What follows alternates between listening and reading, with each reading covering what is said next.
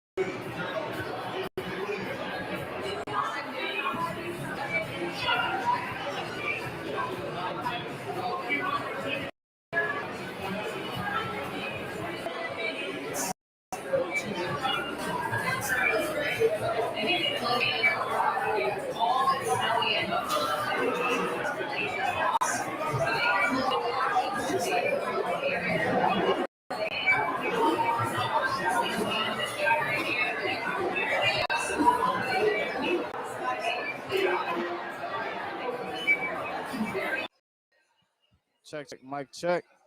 Check.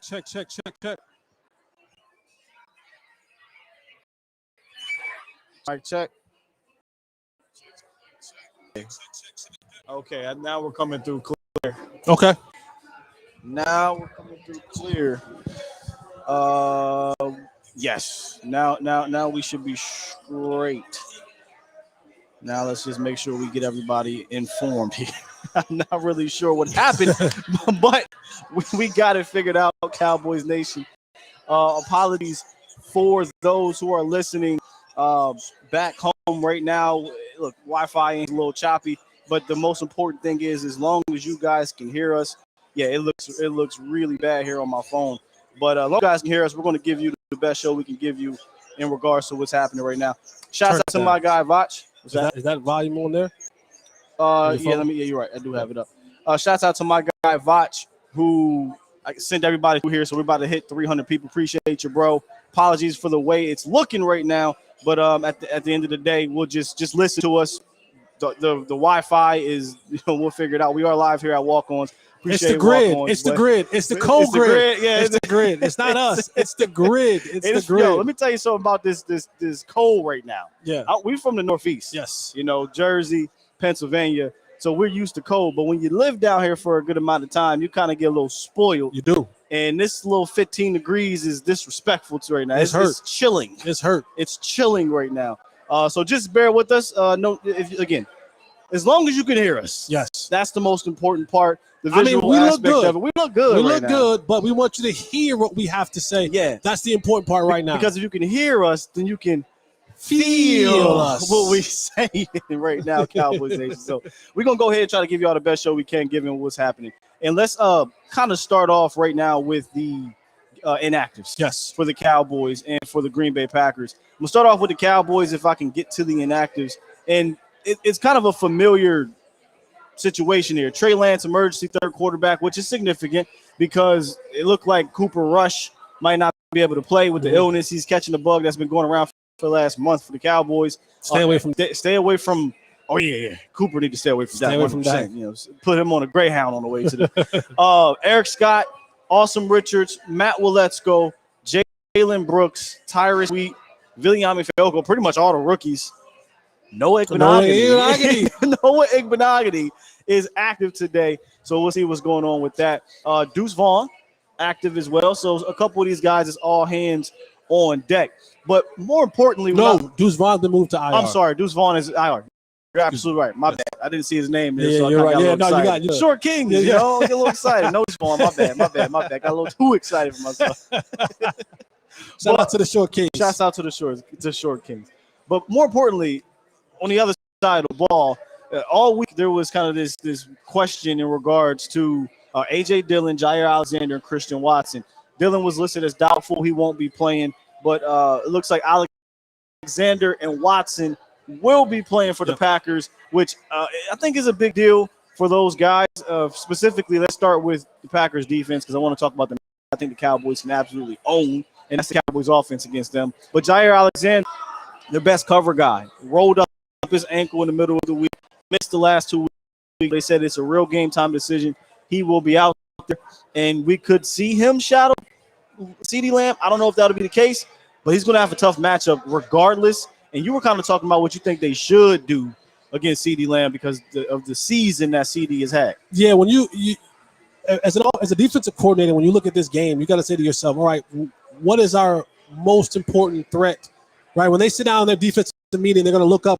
But who do we need to stop? Yes, the quarterback. But CeeDee Lamb, first team All-Pro, 1,700 yards. I mean, he leads the league in so many statistical categories, broken so many Cowboys season records this year. And even though you have Jair Alexander, what you did a year ago, CeeDee still went for 150 and a touch here. If I am the defensive coordinator, if it was the Joe Barry, if I'm the defensive coordinator for the Packers, I'm thinking about whenever, however, I can just double team and eliminate CeeDee and Jair Alexander to shadow him all across the field. And Jair, be impressed, right?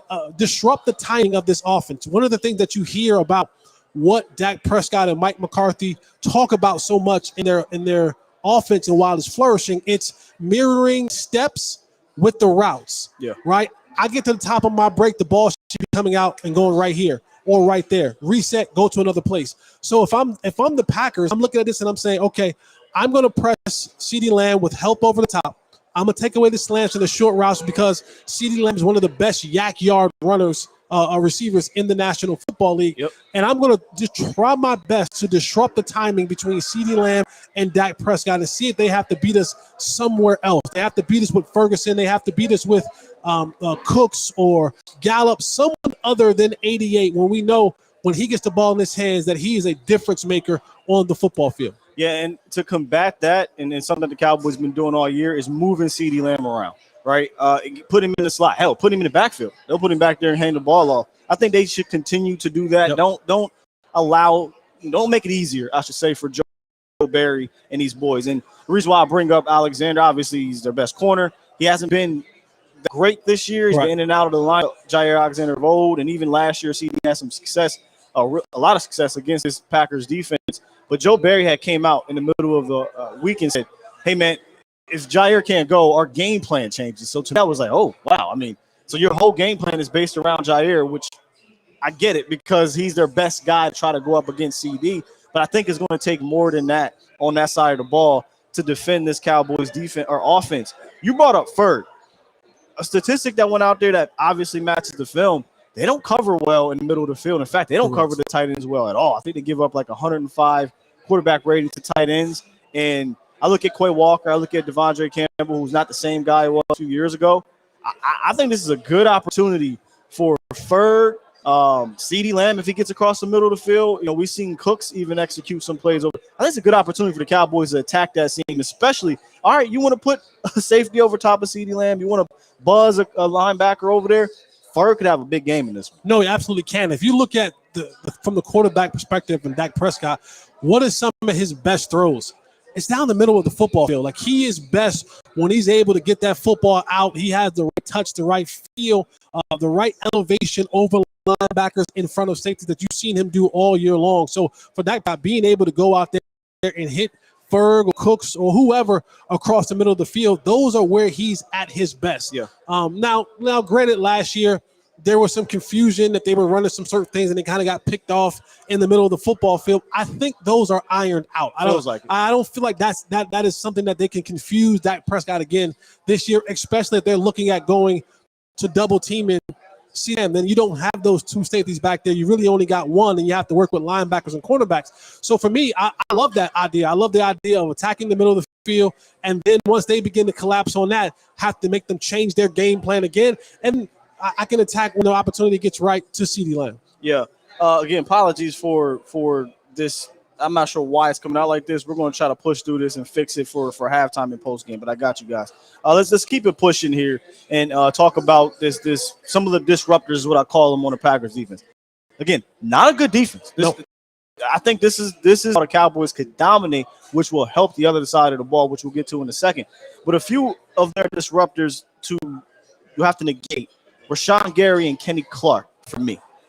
No disrespect to Preston Smith, but Preston Smith normally lines up on the offenses and defenses right. Not to move him around from time to time, but that means you're going up against. Tyron's healthy. Tyron's out. If he's just out there this year, Tyron's been locking up way better pass rushers than Preston. So if it's one up, I feel extremely confident in Preston or in Tyron Smith locking up Preston Smith. Tyler is coming back from that plantar fascia, right? He tore it completely, which is a good thing. And he'll be dealing with him, Zach, and Tyler Biotish will be dealing with Kenny Clark. I like Kenny Clark. Really good defensive tackle. And I'm not saying he's a guy that can just completely take over a game like Aaron Donald, but he's a guy when you're watching the film, he pops out and you're like, oh, who's that 97? You know, who got that sack? Who got that disruption? It's Kenny Clark. And I think these interior guys, I like our interior against them, but they'll have to bring their hard hat every single play to make sure he doesn't do it. No, you're absolutely right. And the thing that these guys do play with up front in the Packers front four is power, right? Like, and that's if there's anything that that Tyler beats with, it's power. It's being able to have to deal with that defensive nose tackle or whoever they want to defensive tackle, driving him back into the quarterback's lap. And being that Tyler Biotis is a smaller center, he doesn't have the anchor to really sit down and to stop that. And when Dak has had his struggles this year, it hadn't been because he was getting, and we've seen some of that, but it's when that middle pressure has collapsed the pocket. Dak's really good and really savvy in the pocket. You can tell his experience being able to keep his two hands on the football and then move slightly or subtly one way or the connects, deliver the football down the field.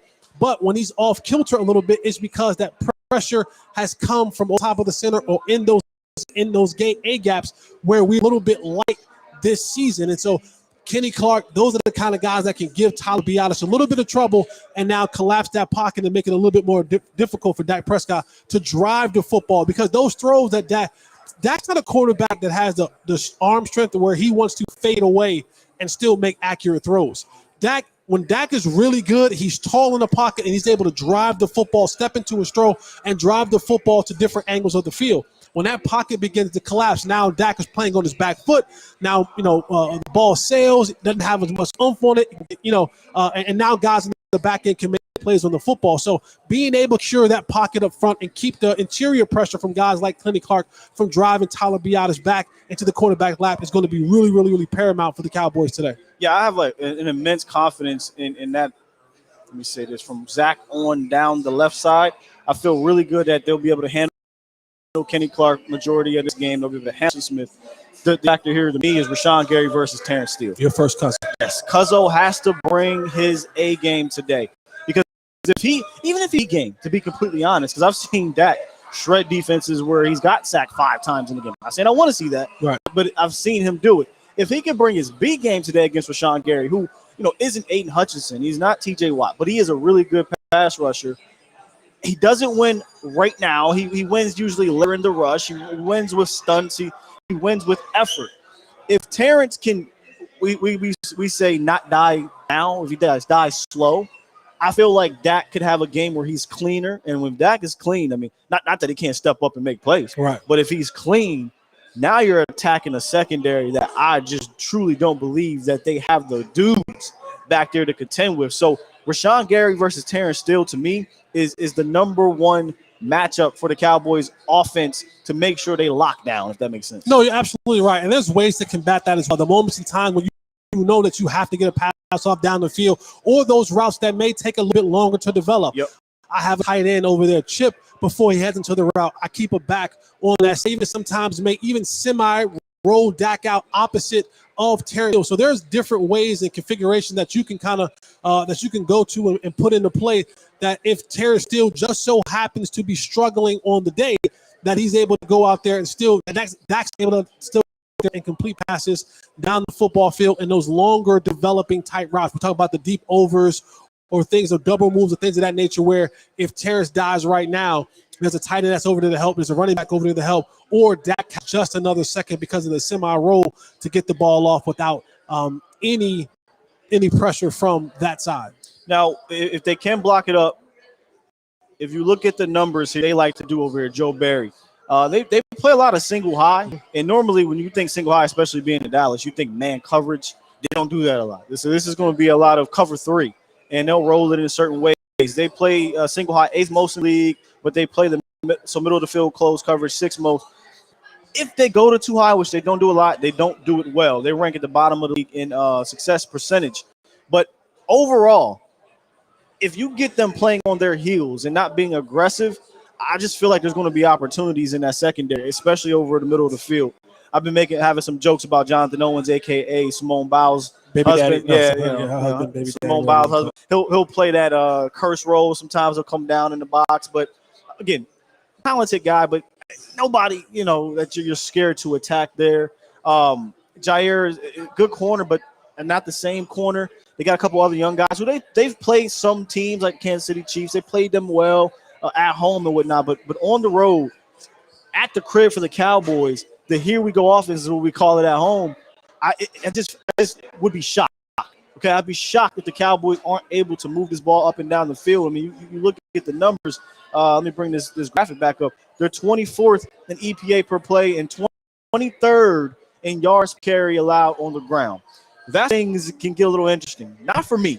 I'm a big believer in this team is lean on forward, lean on your perimeter weapons.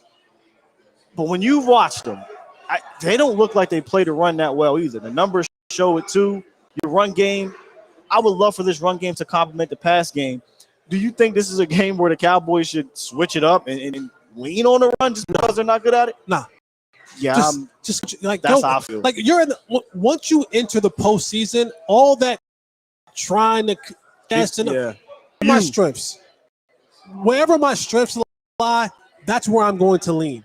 And I'll adjust from there. Like, I'm not going to try to reinvent the wheel. You know what I'm saying? I'm just going to say, hey, if the run game is not where we want to be, then I'm going to set my up with the pass, like we've been doing all year long, right? Short passes. The slants have a integral part in this Cowboys offense. So I'm going to run those. Extended handoffs. Yeah, I'm going to get those. So now, once I get in, because we've seen games where the Cowboys find themselves trying to run the football on first down, and it's not been successful. And even the numbers say that the Cowboys on first down, that they have a 40% chance of extending the drive, right? Yeah. And then when they pass it on first down, it's a 60% chance of them having more downs to play with in that series. So don't play with the numbers. Don't play with my yo-yo. Don't play with the running game. Throw the ball on first down. It doesn't have to be home. If I get to 2nd and 6, 2nd and 5, if I get to 3rd and 2, 3rd and 3, now I've set myself up for a position where if Dak needs to just break the pocket and get a first down, you can run the ball, you can screen the ball, you can slant the ball, you can do a multitude of different things within this offense on 3rd and 3s than you can if you find the sticks because you ran it on first down and was unsuccessful and you've been beating your head all night long trying to get that run game going. Yeah, don't make it easier for them. This is not a good run defense, but if you're going to be predictable and running on, like that Detroit game was weird because there was times in the game where it's like, hey, why are you smashing your head against the wall? Right. Dak, I think, was 11 for 11 throwing the ball on first down. I'm not saying you throw the ball every first down, but set up the run via the pass. Yes. And then I think it'll get really easy for you because the pound defense has given up over 200 yards 4 times this year. That's a crazy number. They've given up over 120 yards 9 times this year. Again, 23rd in the NFL in yard carry.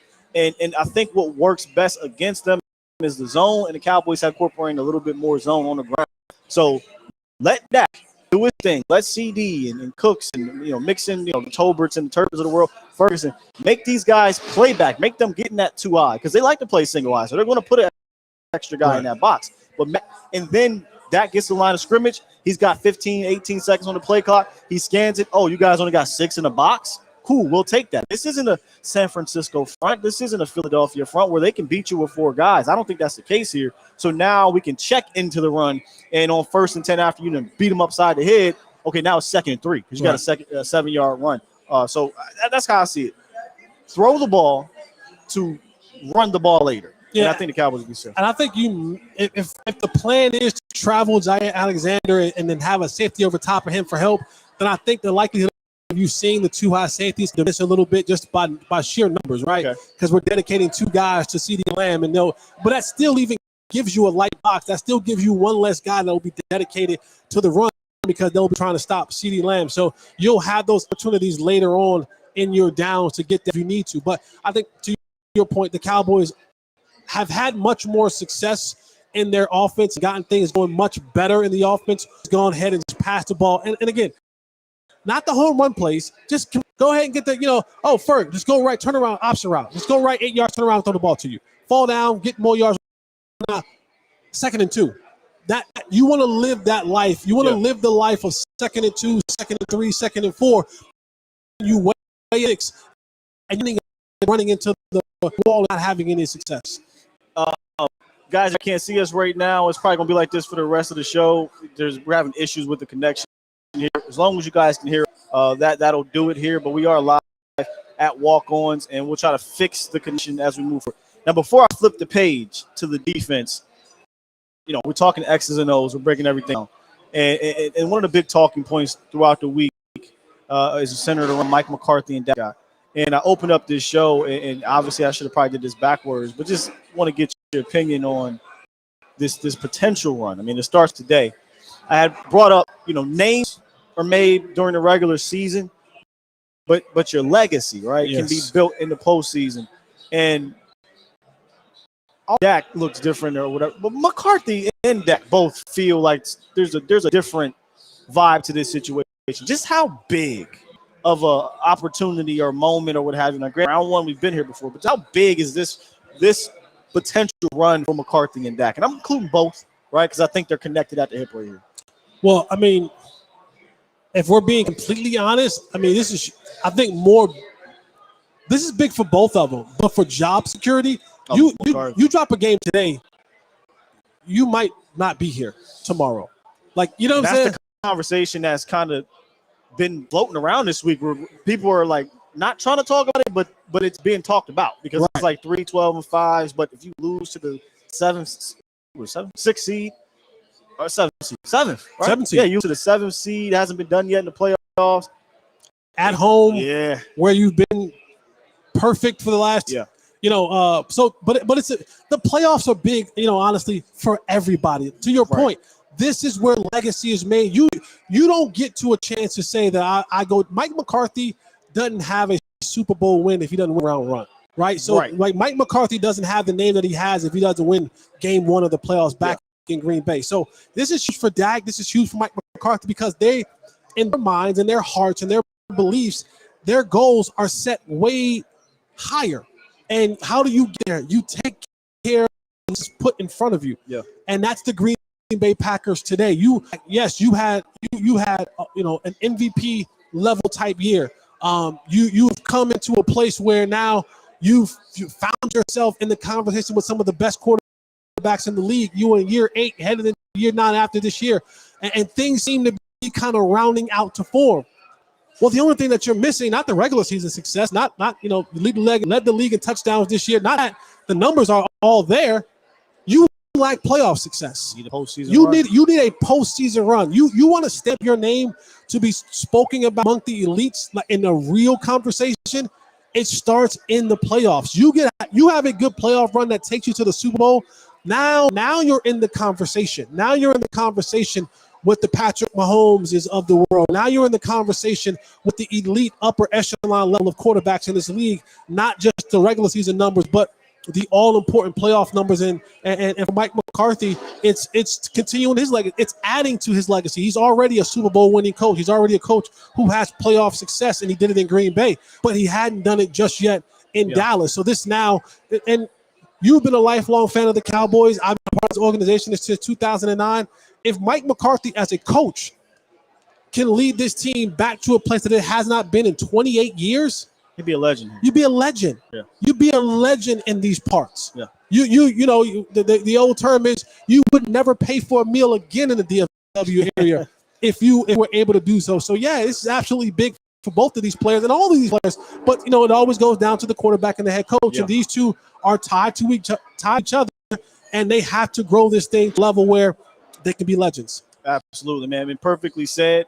And I bring that up because there's kind of that energy. Now, granted, this player hasn't been in there as long as Dak and McCarthy.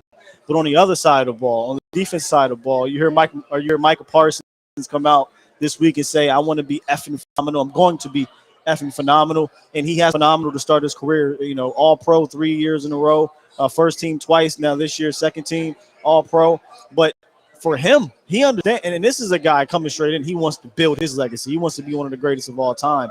For him, though, it starts today too, right? Like they've played San Fran, got knocked out a few times. They won last year, but going a run for Mike, I think, is a big deal. And he's going up against a quarterback today who's been on fire, right? Jordan Love, I like Jordan. You the ops though, it's nice, right? I don't care about you, but I like Jordan Love. But that matchup, all Cowboys defense against that Packers offense, I feel like is the more of a heavyweight fight. You know what I'm saying? Like the Packers defense, I feel like they're just trying to hold on. Joe Barry's just like, look, I'm going to do whatever we can do to help you out, Jordan, but this game is on you guys. And it starts to me in the trenches. And I want to talk about what you saw because we both saw some things with that offensive line, particularly that left tackle. And Micah Parsons came out and said, I'm going to be phenomenal. Why do you think he came out and said that, Jesse? Yeah, Micah Parsons turned on the film and he saw number 3, Rasheed Walker. His former teammate, by the way. Oh, at Penn State. At Penn State. Okay, well, he knows him very well. So I guess when you know the strengths of your enemies, then you can really go at them. But Micah saw the same thing I saw. This offensive tackle, this offensive line in general is not an offensive line that is a stout offensive line. The days of the Bakhtiaris and company for the Green Bay Packers are done. But when you watch him, 63, you see that anything that has to do with power, he has no anchor. What do I mean by that? When you look at offensive tackles. When you see Tyron Smith, when there is an engagement, when there is a collision, one or two things are happening, especially when a guy does a bull rush.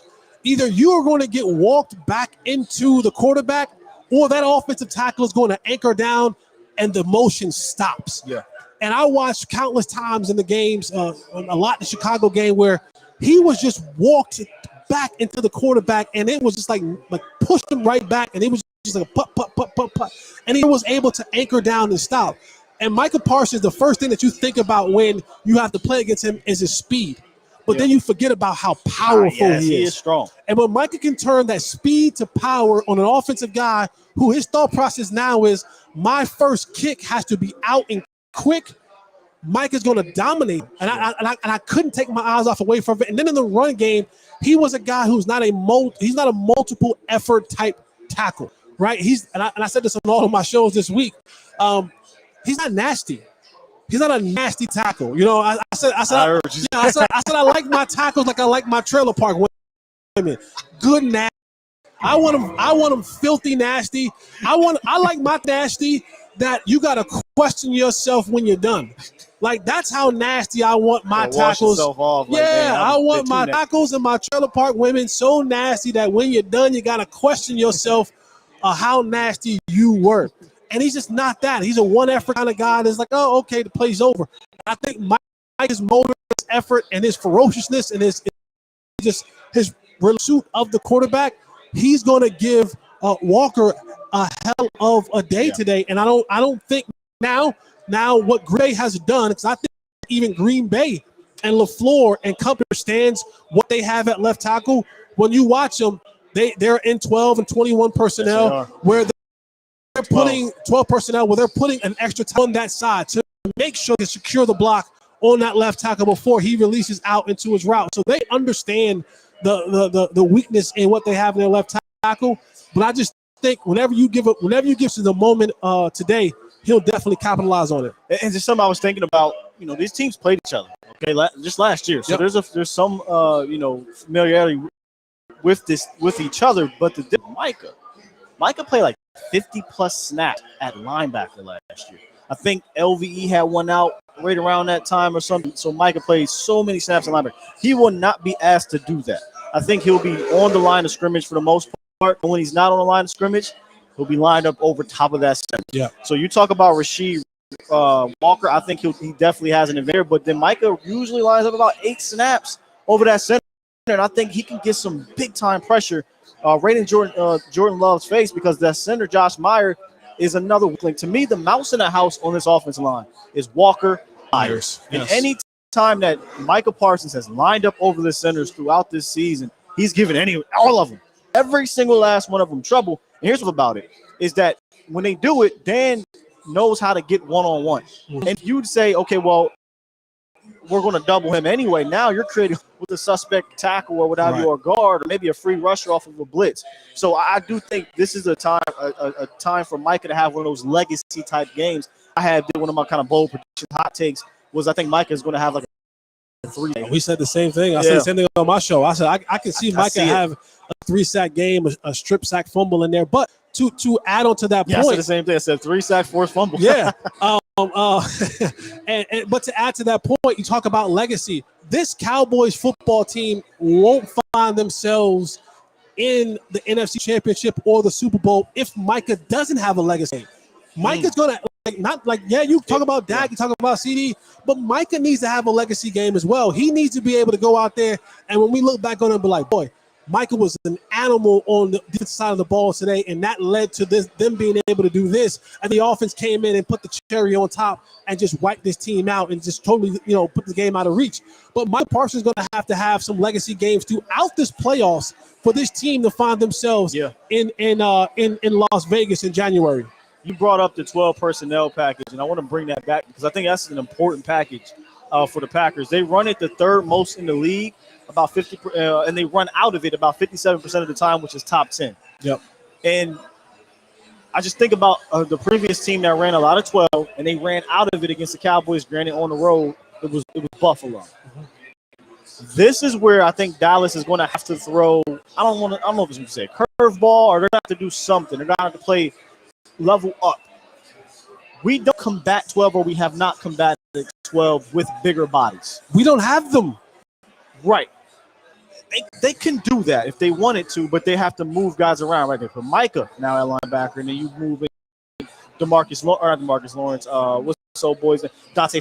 So they don't do that. They elect to do what? 6 safeties. They just constantly throw a bunch of safeties, and then so I'm curious, Jesse, how the Cowboys decide to do this, because the Packers are going to play action out of this. They're going out of this, and I do feel confident home that the Cowboys play better run defense. But I do also know Matt LaFleur is on that other side. They've had success running the ball against Dallas. There will be no A.J. Dillon today, so they'll be leaning on the Cowboy killer himself, Aaron Jones. He's been killing the Cowboys, but somebody pointed this out. Well, he's been killing the Cowboys because the real Cowboy killer is Aaron Rodgers. Yeah. He's not having Aaron Rodgers. So you said something that really stuck out to me behind the scenes here when you were like, oh, teams are going to defend you or defend Rodgers differently. Yes. And I'm like, you know what? As much as I like Jordan Love, he ain't Aaron Rodgers. And Aaron Jones may not have room. Maybe he will. Maybe he goes out here and he kills it. But defending against 12, your linebacker is going to be important, even if they stay light, right? And I said this in my show. Clark, Beck, Curse, Dono, your linebackers and your safeties, to me, are going to be your most important players in this game, because whenever they run these gap, traps and pulls, your linebackers have to be firing downhill. Whenever they run play action, your linebackers are going to have to get the right depth, because they run those two guys and then a deep over right behind it.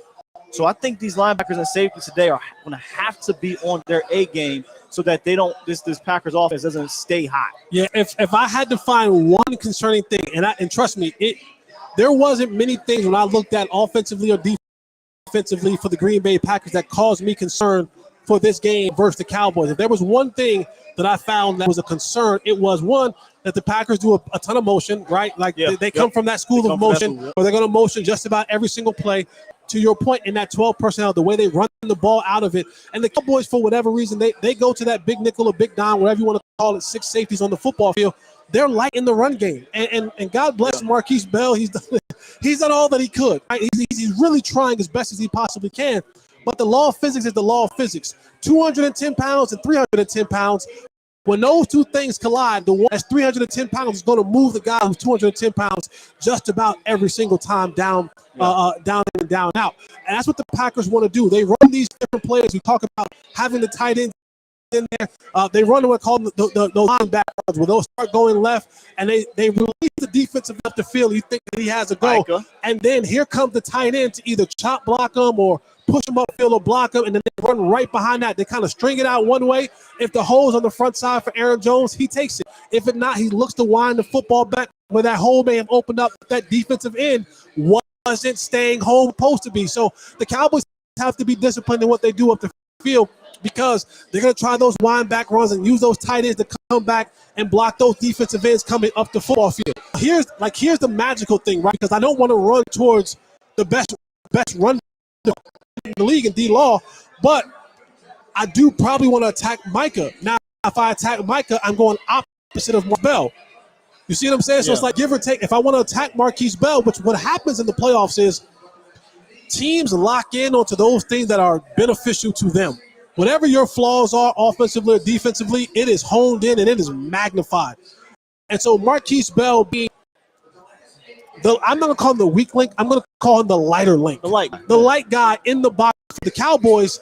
It's now setting up the run where now when Aaron Jones is coming back, does that guard or tackle that releases now that defensive end that's going to get wham blocked by the tight end. Yeah. That tackle now is up on Marquise Bell right now. So Marquise Bell has to be really good in his vision and his eyes and his keys, being able to see this formulate into a place where he's now able to defend that and run fit it properly to send it back into his help and not get caught when now you leave a gaping hole, because coming out of that offensive right side, now you're looking at who at the corner spot to have to be able to stop that.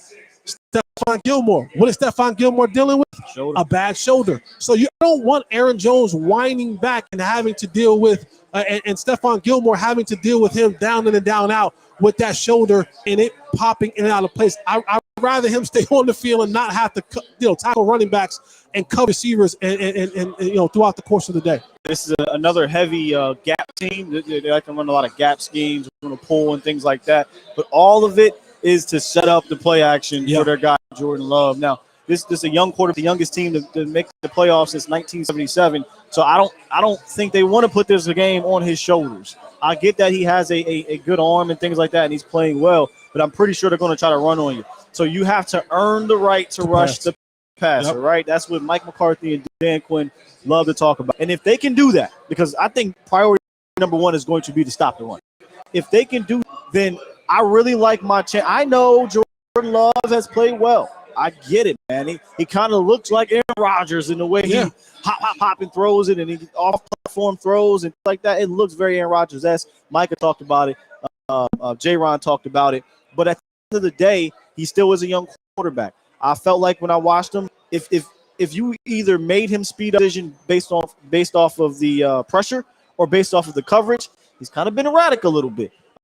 He will throw the ball. Another pusher, man. He will throw that ball down the field. He's number one in the league in 20-plus yard attempts, but he's also middle of the pack, below average in passer rating. He has the second or third most interceptions throwing deep. So, yeah, he's going to test you, but you'll have opportunities as well. And the Cowboys need to be able to take advantage of those opportunities. Now, he's going to get back one of the deep ball guys that I need the Cowboys to make sure they, Christian Watson, hamstring injury, but he's back.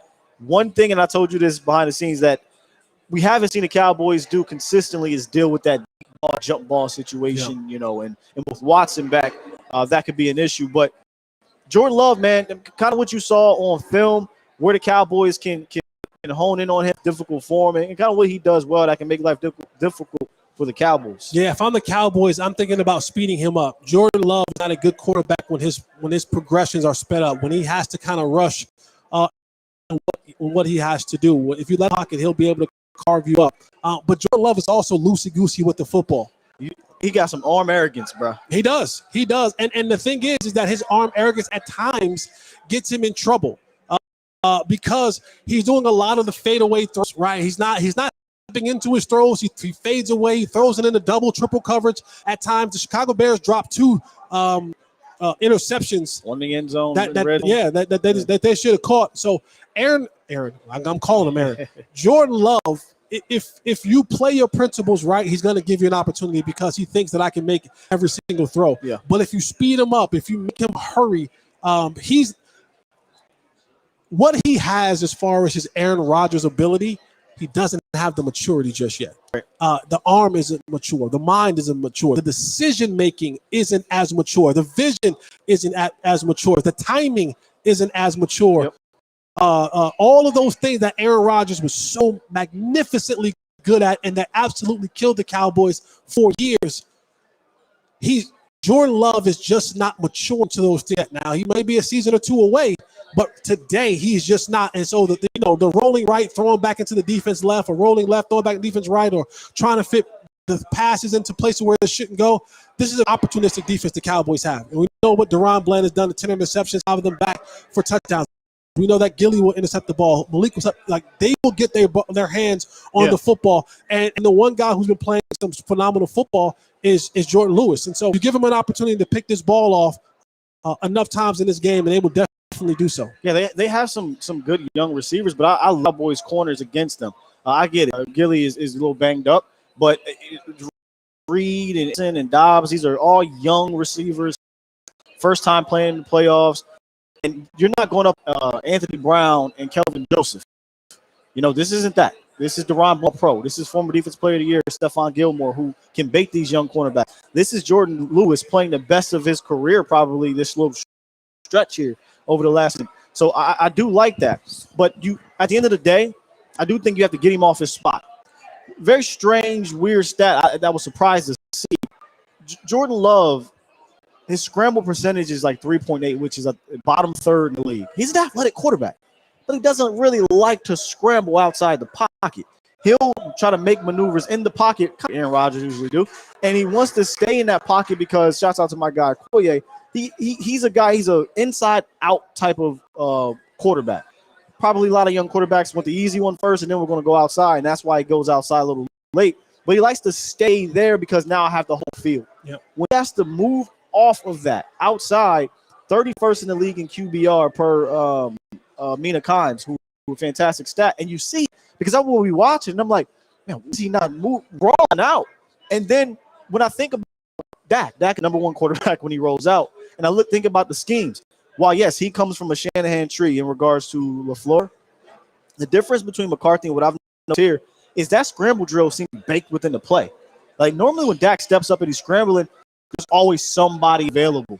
This is a big play offense. They want to get guys running deep posts and deep corners with a deep dig behind it to the point where if Jordan Love scrambles, there's nobody there. They're layered different. The Cowboys offense and Green Bay's offense is layered different. One of the reasons that Dak always has that is because Mike works in the three layers. He's trying to have somebody shout off intermediate and deep. So they're layered differently. So that scramble drill begins to happen. And of course, a part of the West Coast is more of the short, quick scheme offense. They're not trying to sound the field vertically. And LaFleur is more so, hey, we're taking our chances of getting the ball because if we get more 20-plus plays, splash plays, our percent of hitting those greater, our percentage of winning the games here. So it's two differences of philosophies and how the offensive run. The Cowboys are more layered. They're three layers always in their offense, trying to get it at every level. There's always an answer for the Cowboys. But with the Packers, it's come sometimes it's all or nothing. It's go big or go. And so the scramble in effect becomes null and void when you roll out because everyone now has to come back because they're already 30, 40 yards and it's down half the field, now. And it's half the field. So now you got guys having to come back from so deep. The timing of it all doesn't work well for when the Cowboys is always roll out. I always have a guy that I can always to. Oh, but then late, the guy that was 15 yards away is coming open 18 to 22 on the backside and dump it off there. And we've seen Cowboys have success doing that all year long. So, when you're watching, and again, shouts out to Corrier, he does come back to his perimeter guys a little because he has the arm. And depending on what secondary playing, it can work. It would not shock me at all. You come back late to this secondary. You're gonna be in the world of trouble. It would not shock me if Deron Bland baits him. Now they're going to probably try to hit a double move. Would not shock me also if early in the play action and go deep. One of the things I think the Cowboys have to guard against is the first 15. Again, Shanahan tree, the McDaniels, McVay, all these guys. They always have a really good first 15. And if you can deal, you're going to get that motion. You're going to get the play action. You're probably going to get some pulls. You're going to get a really good first 15. So, and that sometimes stretches beyond the first possession. So Dallas has to be able to come out and weather that storm. Mm-hmm. Look, this is a smart coordinator. This is a play caller. It's a talented quarterback, talented running back. They're going to draw best stuff early. So if you can kind of thwart that right away, now Jordan Love is going to be like, oh, shoot, we threw the best. We threw our best. Right. And we couldn't get 3 or we couldn't get 7 and we got sacked or we struggled. Then I think you can start getting into a young quarterback's head. So I will say that they will have to come out fast. We always talk about getting out to an early start, but defensively you got to come out fast too and put some in that young man's head. That's how I look at it. No, I'm with you 100%, and I'll go to the Cowboys offensively. I want them to come out and start fast to get up on this football team. Don't make this a game where they have the option to run or pass for Green Bay. Get out here, score, put some points on the board early where now you force them to come. You know what? They're at home. They can get away. The crowd is combat that, and they force their hand in passing the football. I think that falls into Dak Prescott's hand, his defense hand as well. It's a game where they can kind of keep that pace at what they want to do. You may go up 3, 4, or whatever it may be. If they're still within that puncher's chance, then they can continue to do the things that they do well, whether that's run or pass the ball, not have to kind of get out of their comfort zone. I want this team to get out of their comfort zone and put the pressure on Jordan Love to have to go there and be Superman. I think he's Clark Kent. I think he has the potential to be Superman. I just don't think he's matured enough to know just quite yet how to unbutton the shirt and loosen up like that part of his game hasn't developed just yet. And he learned a lot from Aaron Rodgers, but he's not Aaron Rodgers. So at that point, the kickoff is in 5. Well, it's on the TV, it says 15, but we're wrapping up here after this segment. Cowboys win if. That's the part of the show we're at, Cowboys Nation. You can obviously join in. For me, and I've been a little arrogant about this because this is a different team at the crib, man. But Cowboys win if their offense is their home offense. So if the here we go shows up, we're getting the pre-snap motion, we're getting the at-snap stuff, we're getting the play action going. Dak is using his leg. The here we go offense at home has been unstoppable unless the Cowboys stop themselves, right? So maybe one time, and that was Detroit. Other than that, they have been lights out against anybody. So I feel like if the Cowboys here we go offense shows up at home, I don't care if this thing is 38-35.